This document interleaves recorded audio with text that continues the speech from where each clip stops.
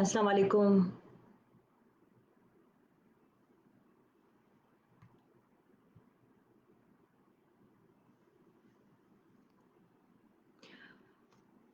Assalamu alaikum everyone.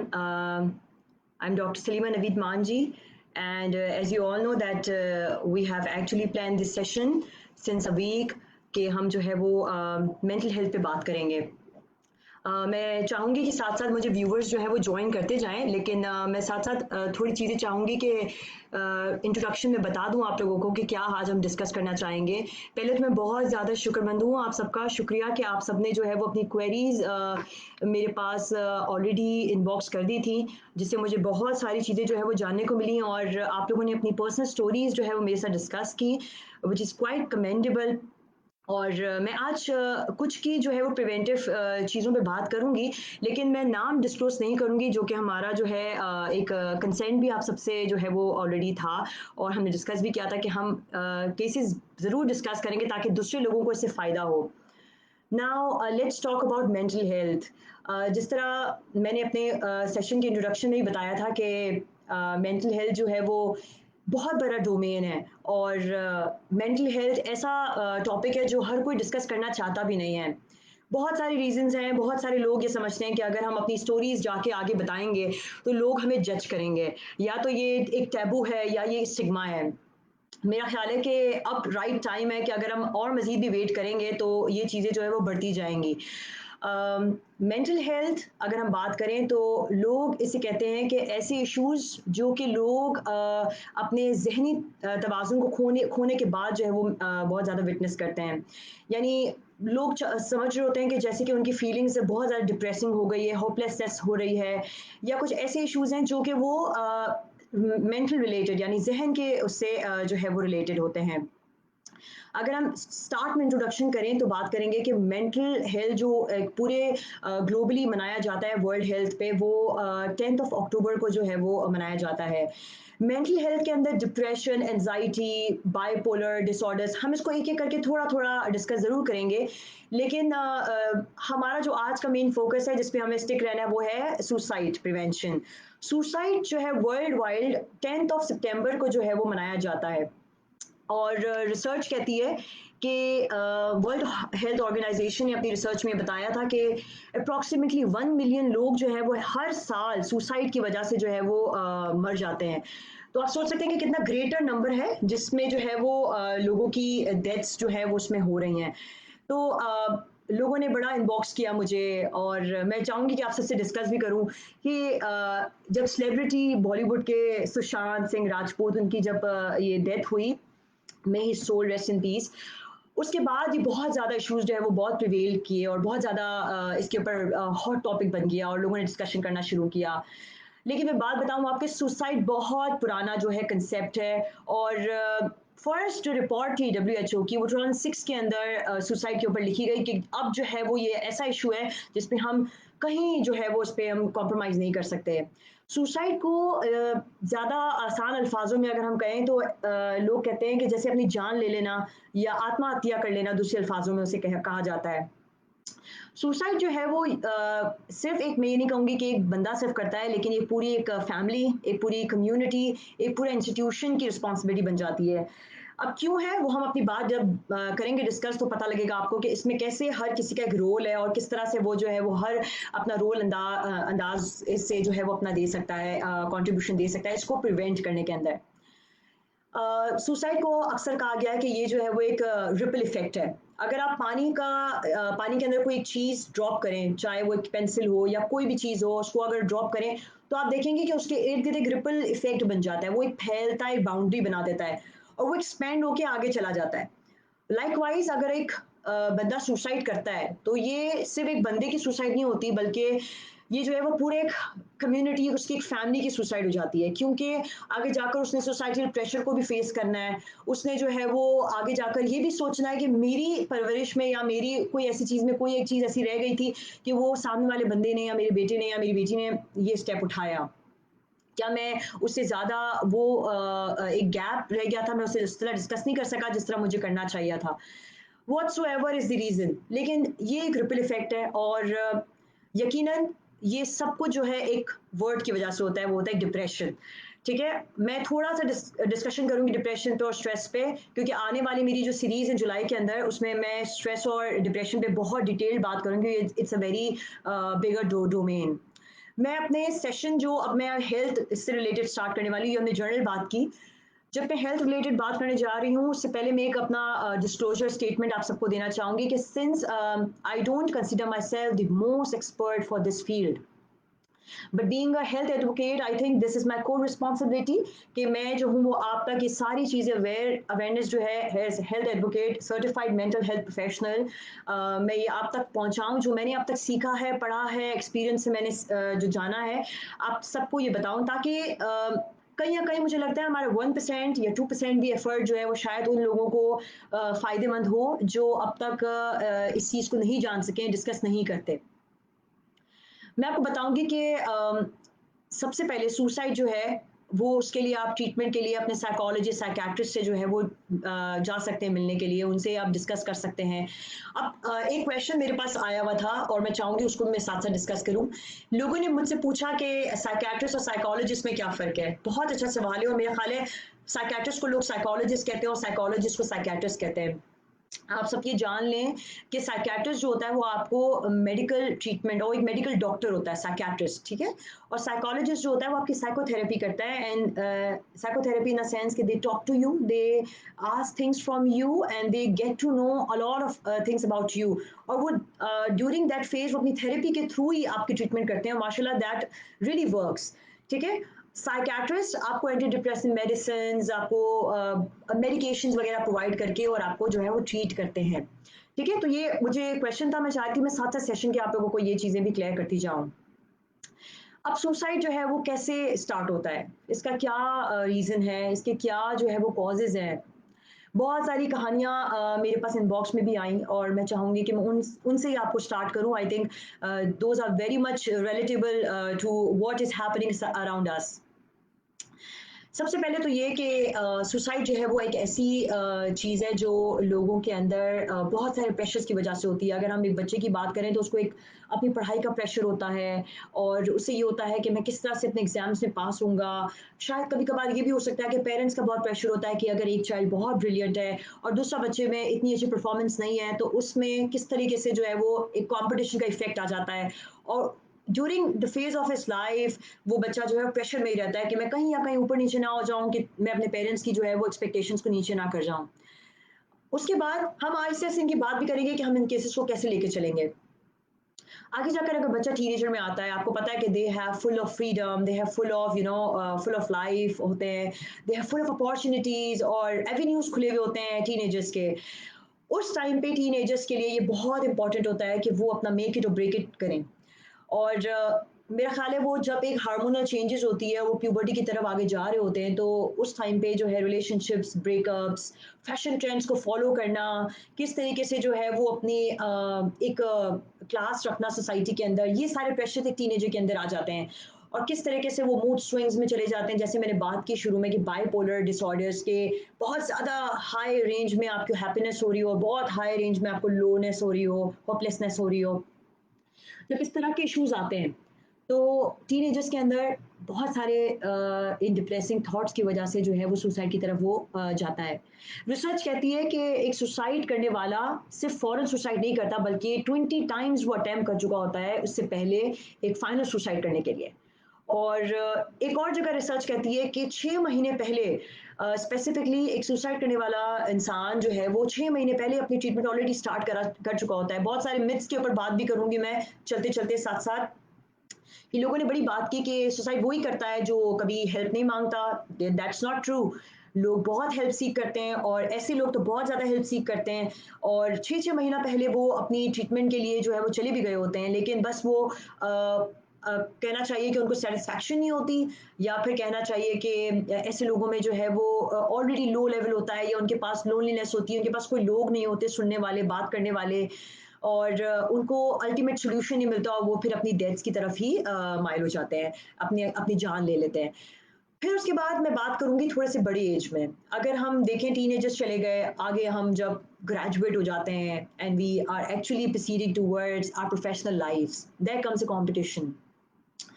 अब लोग जो है वो सीख करते हैं कि किस तरह से जो है वो करियर में जो है मैं आगे बढ़ूँ, और कभी कभार ऐसा भी होता है कि अपने ऑफिस में कलीग्स के दरमियान कंपटीशन में लोग जो है वो होते हैं और डिप्रेशन में चले जाते हैं।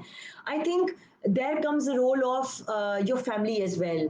दैट्स हाउ कि वो किस तरह से आपको ये मोटिवेट करते हैं कि देखो life is full of opportunities and there there is life. तो आप अगर आपकी जान है तो जहाँ है, यानी कि अगर आपके पास लाइफ में कभी भी अपॉर्चुनिटी आनी हुई तो आप कभी भी आ सकती है। और लाइफ ये तो नहीं कि अभी खत्म हो गई, आपको आगे पढ़ना है तो आप पढ़ सकेंगे। ऐसा नहीं है कि आप बस बच्चा हो गया या कुछ भी हो गया तो आप जो है वो शादी के बाद कुछ नहीं कर सकते। आपकी इन लॉज की फैमिली कितनी सपोर्टिव है, यहाँ उनका रोल आता है।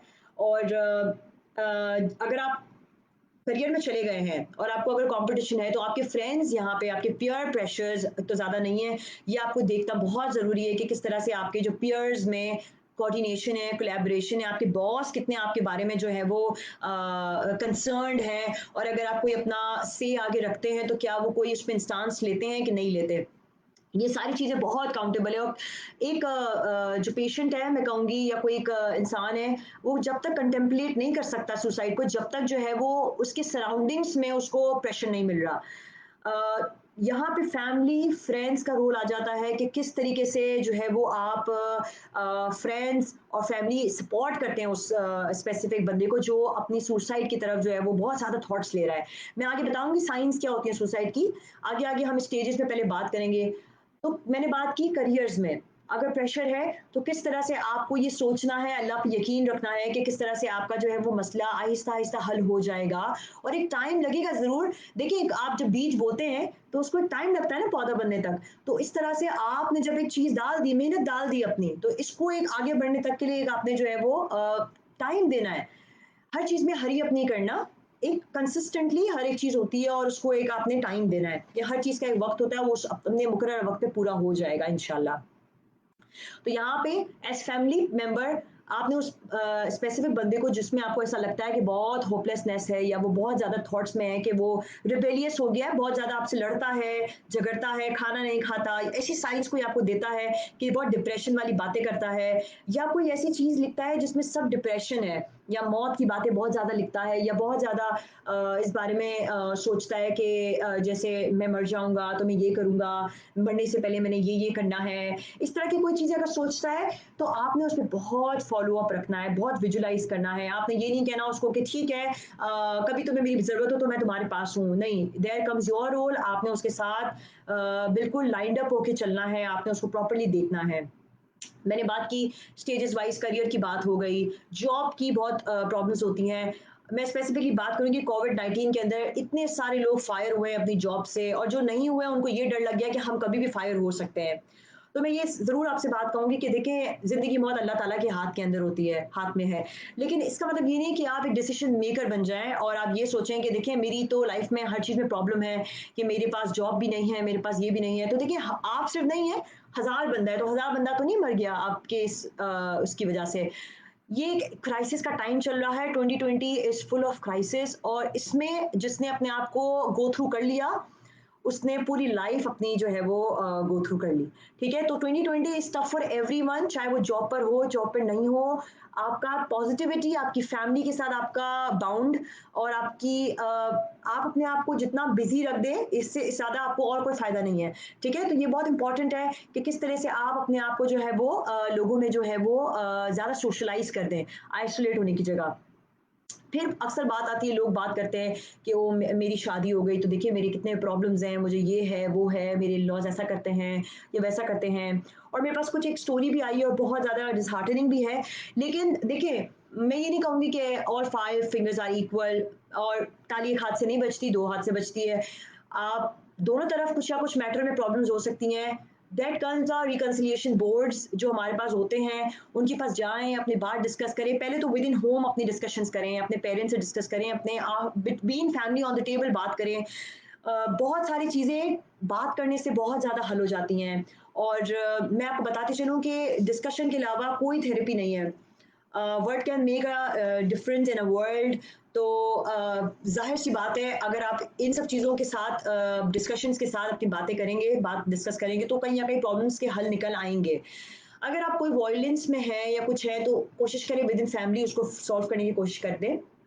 अगर नहीं होता तो फिर आप रिकंसिलिएशन बोर्ड्स की हेल्प ले सकते हैं, जो आपको जो है इन चीज़ों में बहुत ज़्यादा मदद कर सकते हैं। लेकिन मेक श्योर कि आप नेगेटिव थॉट्स में ना जाएँ, जिस जो आपको फर्दर जो है, शायद वो चीज़ नहीं भी होती होगी, आप ओवरथिंक करके उसको बना देंगे ज्योमेट्री।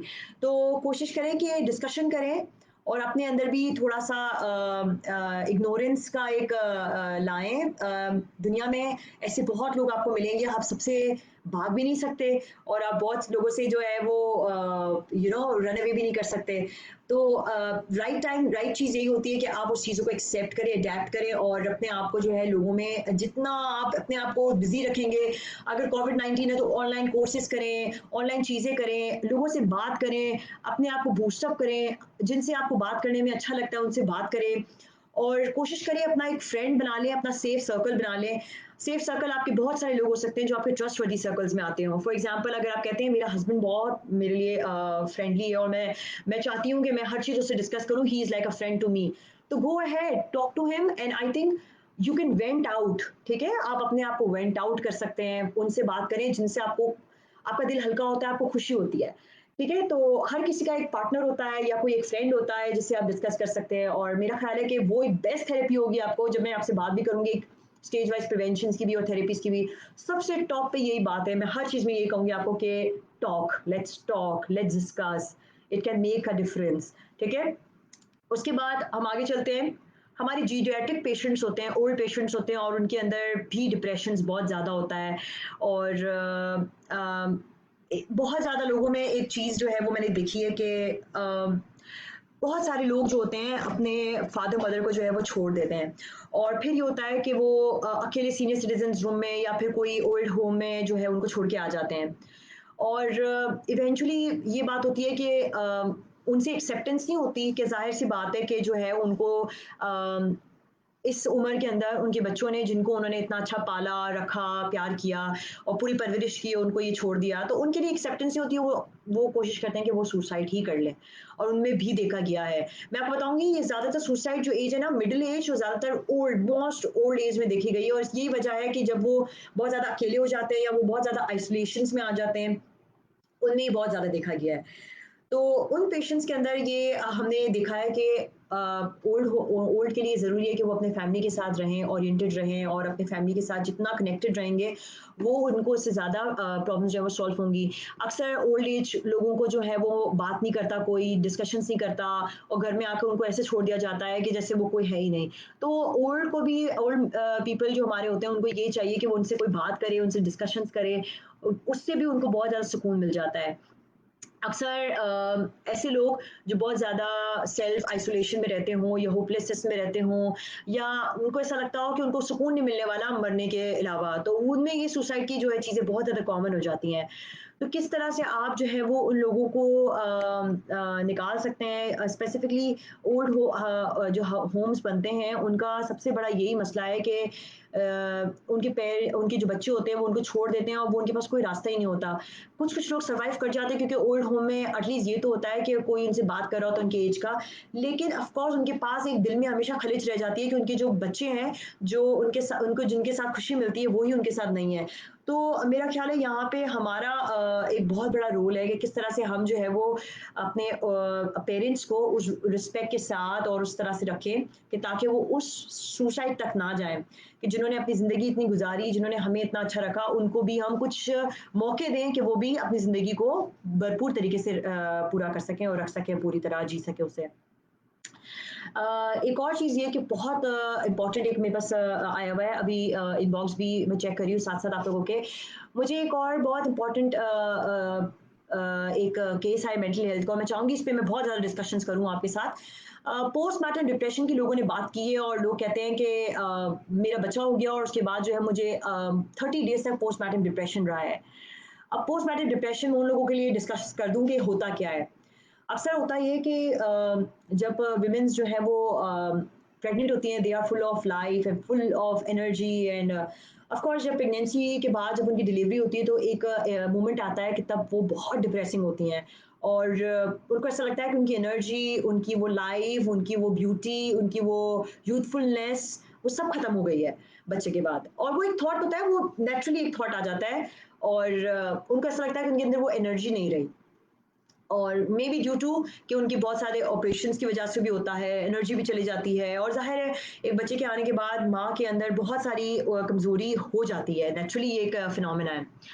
अब उस टाइम पे जब हमारे पास लोग इस तरह की कंप्लेंट्स करते हैं तो उसमें पोस्टमार्टम डिप्रेशन जो होता है उसमें स्पेसिफिकली देखा गया है कि लोग ये सोचते हैं कि मैं अपने आप को मार दूं या मेरा बच्चा जो है मुझे पसंद नहीं आ रहा, या वो बच्चे को अकेला पानी में छोड़ के चली जाती हैं और भूल जाती हैं कि उनका बच्चा जो है वो पानी में है यानी नहा रहा है। ठीक है, और अक्सर पोस्टमार्टम की साइंस ये भी होती हैं कि उन औरतों के अंदर देखा गया है कि वो नेगेटिव थॉट्स में होती हैं, उनको ऐसा लगता है कि उनके बच्चे को कोई मार रहा है या वो मार देंगी या वो गिरा देती हैं, या वो ऐसे नेगेटिव थॉट्स में होती हैं इतनी एक्सट्रीम पे कि वो कहती हैं मेरा बच्चा नहीं है ये, और वो दुश्मन समझती है अपने बच्चे को या फिर अपने सराउंडिंग में अपनी सास या अपने चाहने वालों को।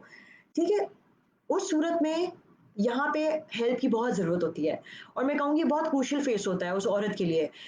किस तरह से आप जो है उसकी मदद कर सकते हैं? आप सबसे पहले ये तयन करें कि उस लेडी को आपने ये कभी भी नहीं कहना कि तुम जो है वो पागल हो गई हो या तुम बेवकूफ़ हो या तुम में ये क्या मसले हैं, तुम इतनी बेवकूफ़ थी या जो भी व्हाट्सएवर, इस तरह के कोई लॉजिक्स या कोई बात नहीं करनी है आपने। हर मेंटल हेल्थ में जो बंदा होता है वो कोई इंसेन नहीं होता, वो साइकोटिक नहीं होता। हर अक्सर ये जो स्टिग्मा बना हुआ है ये इसी वजह से बना हुआ है कि लोगों को कहा जाता है कि आप पागल हैं, इंसेन हैं या आप जो है वो साइकोटिक है। ठीक है? इस वजह से वो अपनी बात को बताना ही नहीं चाहते। वो कहते हैं कि अगर हम कहेंगे तो at the end of the day हमें जज किया जाएगा। ठीक है? तो यहाँ पे आपने जज नहीं करना। ठीक है? आपने अच्छी तरीके से उसकी पूरी बात सुननी है। ठीक है? और जो अगर कोई ऐसा विक्टिम है जो खुद इस चीज़ से गुजर रहा है तो वो कोशिश करे कि वो अपने हस्बैंड, सबसे पहले हस्बैंड से डिस्कस करे, और अगर उसकी अपनी सास अपनी नंद से बहुत अच्छी बनती है तो उससे डिस्कस कर ले या अपने ससुर से या अपने कोई माँ बाप से, अदर देन इन लॉज, अगर उससे किसी से भी बहुत ज़्यादा क्लोजनेस है, फ्रेंड या किसी से भी, उससे वो डिस्कस करे, अपनी बात बताए। और सामने वाला, अब उसका रोल क्या हो सकता है कि वो क्या करे, सबसे पहले वो उसकी बात को अच्छी तरह सुने, उसे जज ना करे, उसे कुछ कुछ भी डायलॉग ना दे कि तुम ऐसा कर सकते हो, या लेक्चर नहीं करने की जरूरत आपको। ये टाइम लेक्चर का नहीं होता, ये टाइम होता है उसको मोटिवेट करने का। आपके मोटिवेशनल वर्ड्स उसको बहुत इफेक्ट कर सकते हैं। और आपने किस तरह से करना है, आपने उसको अच्छी तरीके से बताना है कि किस तरह से आप जो है वो ये चीज़ों को आहिस्ते आहिस्ते जो है ख़त्म करें, और आपकी गुड चीज़ों को, यानी कि कोई अच्छी चीज़ें आपकी ज़िंदगी में, जैसे आपका बच्चा है, आपकी प्रमोशंस हुई हैं, आपकी लाइफ में कोई एक स्टेजेस में आप प्रमोट हुए हैं, मदर बने हैं, फादर बने हैं, या कोई अच्छी सी मोमेंट्स, कोई अच्छी सी वीडियो या कोई अच्छी सी कोई कहानी, कोई अच्छी सी बैक बैक पे कोई स्टोरी थी आपकी लाइफ के अंदर, उसको डिस्कस करें। और डिस्कस करते-करते आप उसको ये ज़रूर बताएँ कि देखो तुम्हारी लाइफ में कितनी अचीवमेंट्स हैं, तो तुम्हें ऐसा क्यों लग रहा है कि तुम होपलेस हो रही हो या तुम जो है वो तुम्हारी लाइफ में इतने प्रॉब्लम्स हैं, ये तुम्हारा ही बच्चा है। और आहिस्ता-आहिस्ता रोज़ हीलिंग करें उसकी। यहाँ पे हमारा रोल आता है हीलिंग करने का। किस तरह से आप जो है डे वाइज़ उसको पॉज़िटिव वाइब्स की हीलिंग दें, और वो उस हीलिंग से डेफ़िनेटली उसे बहुत फ़ायदा होगा। यानी आपकी रोज़ाना कोई पॉज़िटिव वर्ड्स, आपकी रोज़ाना कोई जो है वो अच्छी-सी कोई चीज़ दिखा दें, वीडियो दिखा दें। और एक इम्पॉर्टेंट बात, ऐसे पेशेंट्स या ऐसे लोगों को या ऐसे विक्टिम्स को आपने अकेला नहीं छोड़ना। मेक श्योर करना है कि आपने या तो उसके लव्ड वंस को बता देना है कि उसको जो है वो प्रॉपर्ली देखा जाए, सुपरवाइज किया जाए। ये नहीं कि उसे छोड़ दिया जाए और वो जो खुद अपने अपने हाथ पे कर रहा है सब कुछ। उसे प्रॉपर मेडिकेशंस अगर किसी साइकियाट्रिस्ट ने दी है तो वो दी जाए। और अगर जो है वो आप उसको देख रहे हैं तो आप पॉसिबली उसके साथ रोज़ाना बात करें, डिस्कस करें।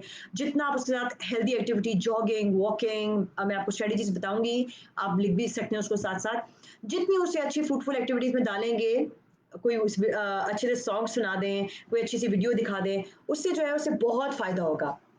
और इवेंचुअली ऐसा होता है कि ऐसे लोगों के अंदर जो है वो आपकी साइकोथेरेपीज़ जो होती हैं उससे बहुत फ़ायदा पड़ता है और आपको कोई मेडिकेशन की ज़रूरत भी नहीं पड़ती। ठीक है? तो ये बहुत इंपॉर्टेंट है। अच्छा, और एक और चीज़ मैं आपको बता दूँ साथ-साथ कि मेंटल हेल्थ की ट्रीटमेंट्स जो हैं या मैनेजमेंट्स हैं, दे टेक टाइम। ठीक है? ये ऐसी चीज़ नहीं है कि पेन किलर की तरह, या कोई एक दाँतों का दर्द या कोई एक सर का दर्द कि फ़ौरन से आपने पेन किलर खाई और it's gone. They take time, they need healing, they need time, or eventually with the passage of time, with the support of your loved ones, ये eventually problems जो है वो solve हो जाते हैं। ठीक है? अब मेरे पास कुछ ऐसे केसेस हैं, मैं चाह रही थी साथ-साथ आप लोगों से वो भी डिस्कस कर लूँ। यहाँ पे कुछ लोगों ने मुझसे पूछा है कि अ, एक मेंटल हेल्थ नॉर्मल लोगों की होती है, और कब ऐसा लगता है कि जब वो मेंटल हेल्थ अपनी नॉर्मल मेंटल हेल्थ से जो है वो मूव कर गया है।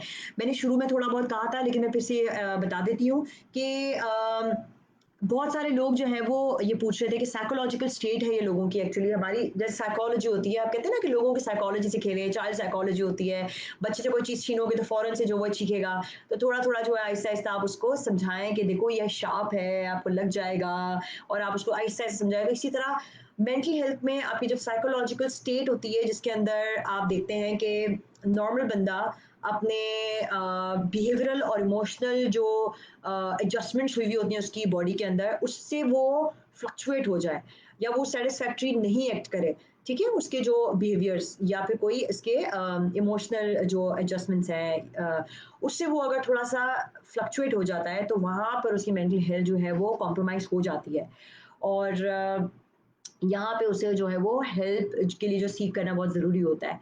पाकिस्तान के अंदर ये बहुत बड़ा स्टिग्मा है, और मेरा ख़्याल है आज भी मेरे पास कुछ टोटल 15 आए थे क्वेरीज़ और क्वेश्चन्स, और I was expecting more than that. लेकिन मुझे ये पता था कि उन 15 में से 5 ने अपना नाम डिस्क्लोज़ किया और 10 ने जो है डिस्क्लोज़ नहीं किया। इसका रीज़न यही था कि they didn't wanted to get स्टिग्माइज्ड।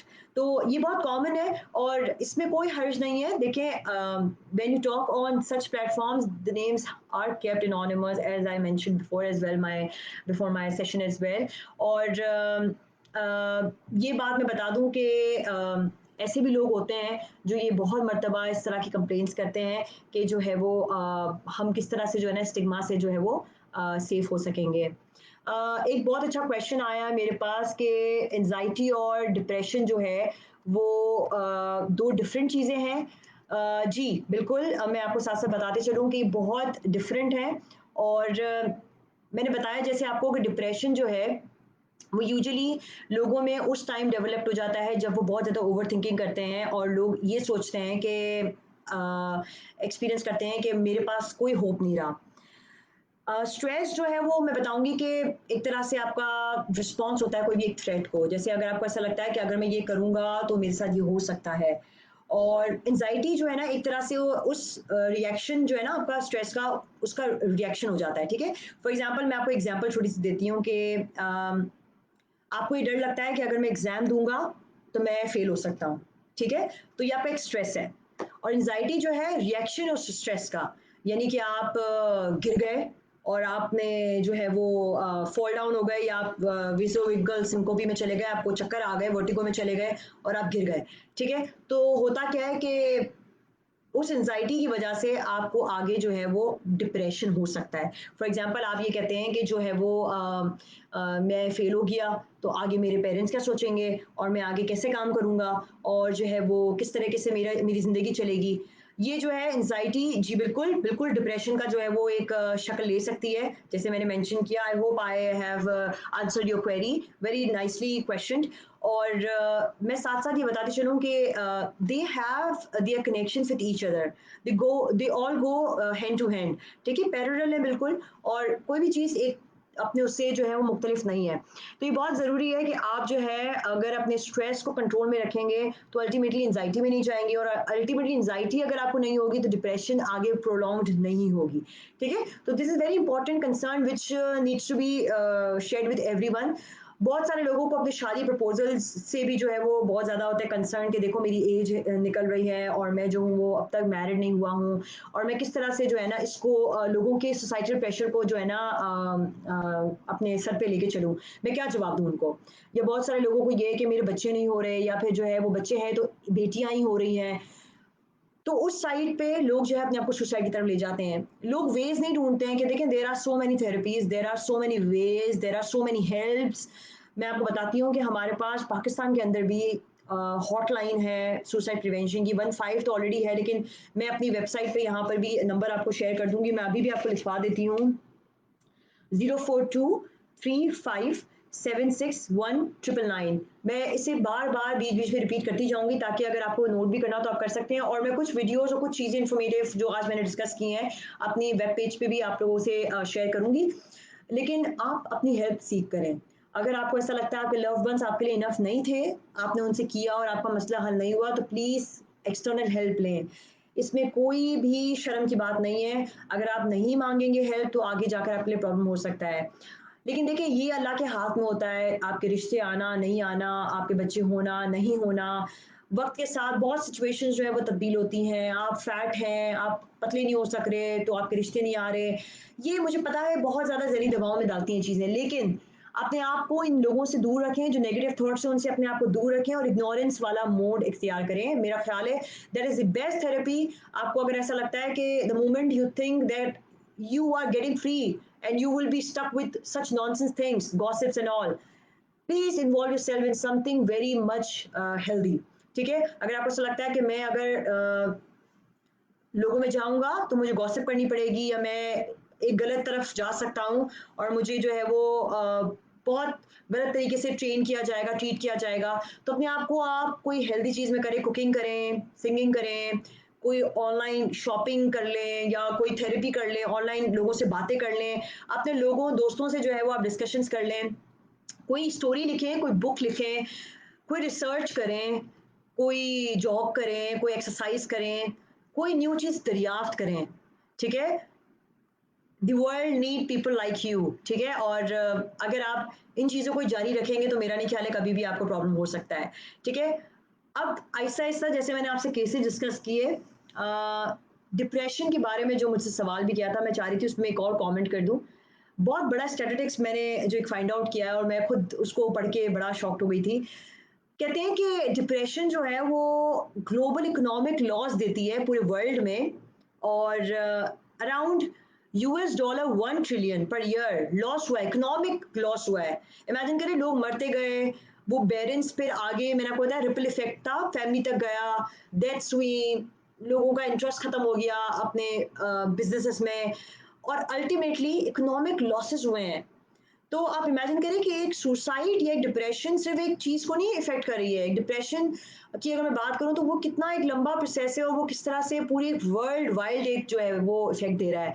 ठीक है? तो उसको रोकना बहुत ज़रूरी है और लार्जेस्ट कॉज़ ऑफ डिसेबिलिटी है जो डिप्रेशन है हमारी पूरे वर्ल्ड की जो लार्जेस्ट कॉज़ है डिसेबिलिटी का। अगर कोई माज़ूर है, कोई अगर डेथ हो गई है या अगर कोई एक डायबिटिक पेशेंट हो गया या कोई हार्ट का पेशेंट हो गया है, कोई ज़हनी दबाव में है, तो वो डिप्रेशन की वजह से है। यानी कि depression is the underlining cause.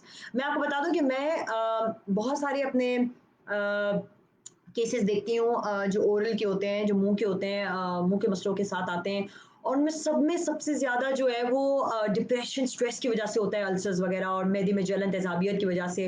ये सारा एक लंबा सीक्वल ही होता है कि हम पेशेंट को कहते हैं प्लीज़ अपने आप को स्ट्रेस में ना रखें, लिसनिंग गुड म्यूज़िक, मोमो वाले ड्रामे देखें, जो ऐसे ड्रामे देखें जो आपको खुश रखते हों, हँसाते हों, डिप्रेशन वाले ड्रामे ना देखें, प्लीज़ तापस के ड्रामे ना देखें और ऐसी चीज़ें देखें जो आपको बहुत खुश करती हों, ठीक है? कहीं घूमने चले जाएँ और राउंड लगा लें, ऐसी चीज़ों में डालें अपने आप को, माइल करें ताकि आप आगे जाकर जो है वो अपने आप को अकेला महसूस ना करें। ठीक है? तो मैंने बता दिया आपको कि 5 में से कोई एक बंदा हमेशा जो है ना डिप्रेशन की वजह से जो है ना वो इफ़ेक्ट हो जाता है। 5 में से 1 बंदा यानी बहुत ज़्यादा इसका रेशियो भी बहुत ज़्यादा है।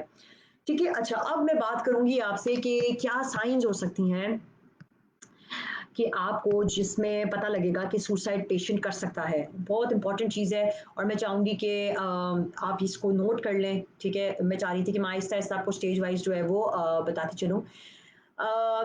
सबसे पहले आप ये देखेंगे उस पेशेंट के अंदर, मैंने कुछ बातें पहले भी डिस्कस की थी, लेकिन मोस्ट इम्पॉर्टेंटली आप ये देखेंगे कि उस पेशेंट के अंदर जो है वो बहुत रोने वाली कैफ़ियत होती होगी, वो बहुत रोता होगा, बहुत रोती होगी, वो बात करते-करते रो जाएगा या रो जाएगी। ये फर्स्ट स्टेज ऑफ डिप्रेशन होता है कि आपको लगता है कि वो बहुत कमज़ोर अपने आप को समझ रहा है और उसको ऐसा लगता है कि मैं वर्थलेस हूँ, यानी मेरी कोई भी जो है वो इम्पोर्टेंस नहीं है दुनिया में और मैं किसी काबिल भी नहीं रहा, ठीक है?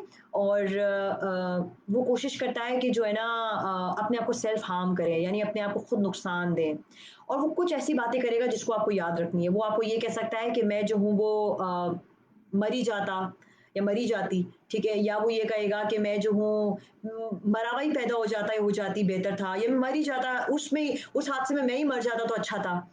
वो इस तरह की बातें करेगा डिप्रेसिंग सी बिल्कुल। दूसरा क्या हो सकता है वो क्या वार्निंग साइन दे सकता है? वो कोई ऐसी लीथल चीज़ को जो है वो फाइंड आउट कर सकता है, जो उसके इर्द-गिर्द है। अब मैं आपको ये बता रही हूँ लीथल चीज़ें क्या हो सकती हैं, इसका मतलब ये नहीं है कि आप जो इन चीज़ों में जो है मुब्तला हो जाएँ, बल्कि मैं आपको इसलिए बता रही हूँ कि ताकि आपको ये पता हो कि उस सामने वाले विक्टिम से आपने जो है ये चीज़ों को रोकना है, बचाना है। इसका मतलब ये नहीं है कि these are the ways you have to follow, but these are the ways you have to enable that person to get away from such problems. So मैं आपको साथ-साथ बताती जाऊँगी कि क्या-क्या चीज़ें हो सकती हैं। सबसे पहले तो ये कि कोई शार्प चीज़ हो सकती है और पेशेंट जो है वो कोई शार्प चीज़ का जो है वो तलाश कर रहा होगा, जैसे कि कोई ब्लेड हो सकती है, कोई पिल हो सकती है, दवाइयाँ वगैरह, ठीक है? कोई नाइफ़ हो सकती है और ये भी हो सकता है कि पेशेंट कोई ऑब्जेक्ट, शार्प ऑब्जेक्ट छुरी वगैरह, चाकू या कोई बंदूक, उन सब चीज़ों को जो है वो ढूँढ रहा हो घर के अंदर या रखता हो अपने पास। तो इन चीज़ों को आपने अच्छी तरह से देख लेना है कि उन चीज़ों को आप जो है वो उन लोगों से दूर रखें, ठीक है? उसके बाद ये भी हो सकता है कि ऐसे लोग जो बहुत ज़्यादा स्टोरीज़ या बहुत ज़्यादा फ़िल्म्स देखते हों डिप्रेशन के ऊपर या फिर कोई डेथ के ऊपर या फिर वो कहते हों कि मैंने ये स्टोरी लिखी है जिसमें एक बंदे ने सुसाइड कर लिया और मौत हो गई उसकी। इस तरह की कोई बात करता हो, तो उन लोगों में जो है आपने आइडेंटिफ़ाई रखना है कि ये एक और रीज़न हो सकता है, जो आपको जो है वो आगे डेथ की तरफ कर सकता है। साथ-साथ ऐसे लोग और साइन क्या दे सकते हैं वार्निंग की? वो ये बता सकते हैं आपको जिनको होप नहीं होता, वो कहते हैं कि मेरी ज़िंदगी तो बस कुछ नहीं रही और आगे मेरे पास कोई विज़न ही नहीं है,